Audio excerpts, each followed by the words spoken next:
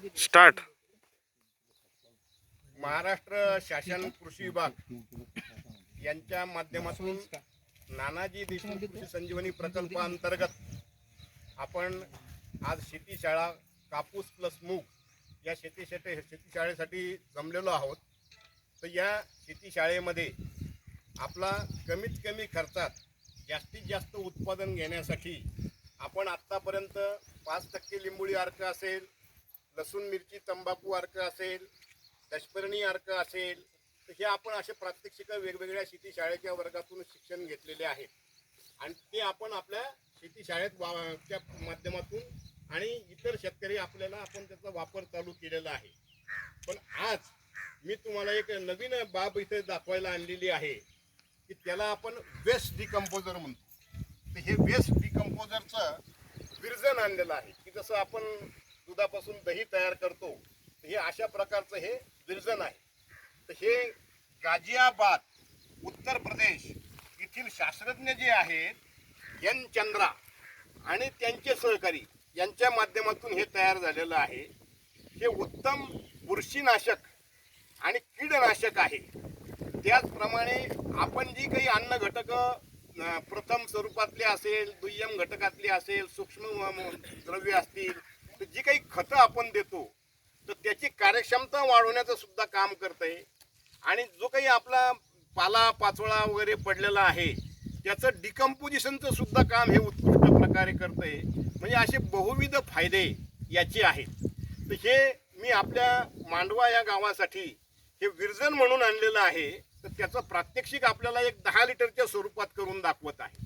म्हणजे अशा माध्यमातून आता हे जे विरजन आहे हे तुम्हाला चंद पाटील मोफत देणार आहेत.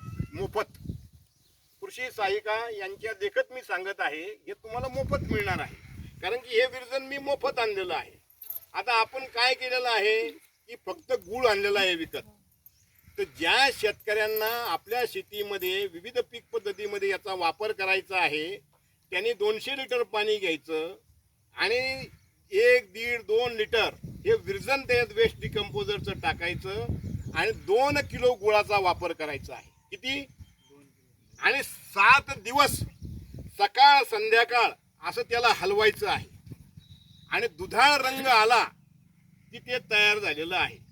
मग तुम्ही तुमच्या हौदातही करू शकता किंवा तुमच्या 200 लिटरच्या ड्रममध्ये करू शकता. तर हे उत्तम कीडनाशक आणि बुरशीनाशक आहे. याचा फवारणीद्वारे वापर करू शकता, याचा आळवणीच्या माध्यमातून वापर करू शकता. 5% लिंबोळी अर्काची फवारणी करता, लमित फवारणी करता, दशपर्णी अर्क फवारणी करता, याच्यातही वापर करू शकता. म्हणजे अशा तुम्हाला याचा उपयोग हा होणार आहे. आता याला काही खर्च आहे का? तर इथं आपल्याला हे मी कसं करायचं आहे तर हे आपल्याला दाखवत आहे. आता याला पाहत मी ओतताना तुम्हाला दुधाळ रंग दिसतोय का? आणि आपण जो याचा वास येणार आहे तो आपण कुरड्या पापड्या करतो ना तर त्या गव्हाचा कसा वास येतो याचा तसा वास येतो. म्हणजे हे 7 दिवसांनी हे नुसतं पाणी आहे 10 लिटर. आता याच्यात आपण हे टाकलेलं आहे सगळं विरजन. तर तुम्हाला हे 7 दिवसांनी हलवल्यानंतर त्याला दुधाळ रंग आलेला दिसेल. हे सावलीत ठेवायचं आणि सकाळ संध्याकाळ फक्त हलवायचं. आता आपण याला 10 लिटर घेतल्यामुळं थोड्या प्रमाणात आपण 100-150 ग्रॅम गूळ घेतलेला आहे. परंतु 200 लिटर जर आपल्याला करायचं असेल तर आपल्याला 2 किलो गूळ टाकावा लागणार आहे. अशा पद्धतीचा गूळ आपण टाकतोय आणि याला आपण हलवतोय. हे जर आपण तयार केलं, आता हे जे तुम्ही प्रत्येकाला तुमच्या आपले शेती शाळेतले जे इतर शेतकरी आहेत 25-30 या प्रत्येकाला तुम्ही सांगायचं की तुमची मोकळी बिस्लरीची बाटली घेऊन या आणि तुमच्या घरी तुम्ही तयार करून त्याचा वापर चालू करा. म्हणजे याचा तुम्हाला बहुविध फायदे या वेस्ट डिकम्पोजरचे दिसून येतील. आता हे करायला पुरुष मंडळी असतील किंवा महिला वर्ग असतील तर आपल्याला काही अडचणी आहेत का? आणि काय खर्च आहे? प्रत्येकाच्या घरात गुळ असतो ते तेवढा. आणि खराब गुळ असला, काळा गुळ असला तरी चालतो. याला काही फार मोठा भारीचा गुळ आणायची गरज नाही. 2 किलो गुळ, 200 लिटरचा ड्रम आणि त्याच्यात हे तयार करायचं आणि आपल्या खरीप रब्बी कोणत्याही पीक पद्धतीला वापर करायचा. मसाला पिकं असतील, तुमची हळद असेल, अद्रक असेल, याच्यासाठी सुद्धा अत्यंत उपयुक्त आहे. हे असे बहुविध फायदे ह्या वेस्ट डिकम्पोजरचे आहेत.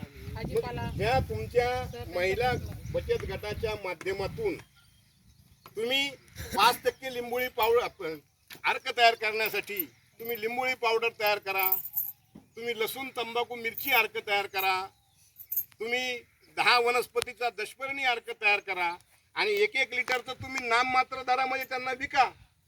इतर शेतकऱ्यांना ज्यांना करायचं नसेल, वेळ नसेल, त्यांना विक्री करा. बचत गटाच्या माध्यमातून आपल्याच गावात आपलाच व्यवसाय आपण चालू करा. म्हणजे तुमचा घरप्रपंच साधून तुम्हाला आर्थिक उन्नती होईल. म्हणजे अशा दृष्टीने जर प्रयत्न केला तर निश्चित तुमचा फायदा होईल.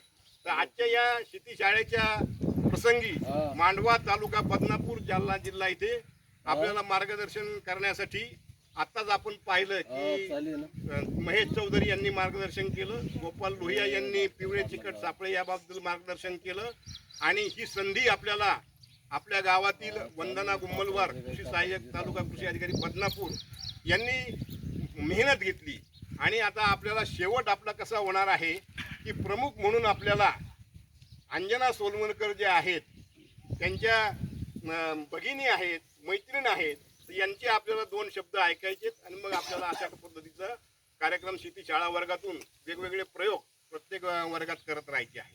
तर आपण सर्व महिला वर्ग जास्तीत जास्त संख्येने आणि पुरुष वर्ग जास्तीत जास्त संख्येने उपस्थित राहिल्याबद्दल सर्वांची मी आभार मानतो आणि आपली रजा घेतो. जय हिंद, जय महाराष्ट्र.